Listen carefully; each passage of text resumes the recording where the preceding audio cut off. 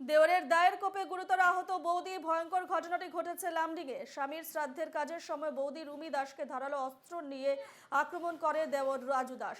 সংকটজনক অবস্থায় রুমিকে হাসপাতালে নিয়ে যাওয়া হয়। ঘটনার পরই পলাতক আততায়ী রাজু দাস। রুমির পরিবারের পক্ষ থেকে পুলিশে একটি অভিযোগ দায়ের করা হয়েছে। রুমির স্বামী গৌতম দাসের মৃতদেহ 4 দিন আগে উদ্ধার হয়েছিল পাথরখোলা স্টেশনের কাছে।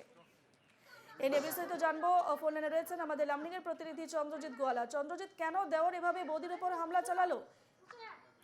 হ্যাঁ রূপা, আমরা যতটুকু আগে জানতে পারলাম এই ঘটনাটা যে ঘটলো এটা একমাত্র পারিবারিক কন্ডলের জন্য ঘটনাটি সংঘটিত হওয়ার সন্দেহ করছে সবাই।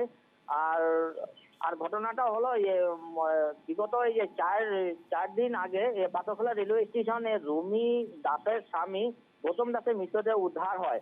আর আর মৃতদেহ উদ্ধার হয়। আর রবিবারে ওনার রবিবারে গৌতম দাসের শ্রাদ্ধ করে গৌতম দাসের পত্নী রুমি দাস।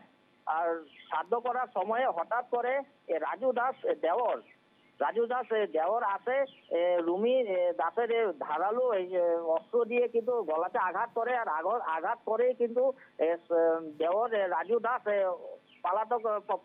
পলায়ন করে সেই জায়গা থেকে।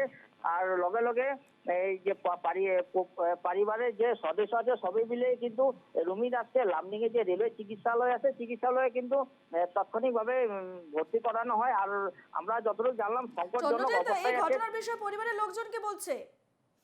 লোকজন বলছে যে এটা একমাত্র পারিবারিক কন্ডলের জন্য কার সাথে কার কি মানে পারিবারিক ভিতরের একটা কলহ চলছে সেটা নিয়ে কিন্তু মানে এই ঘটনাটা ঘটার কিন্তু একটা সন্দেহ করছে।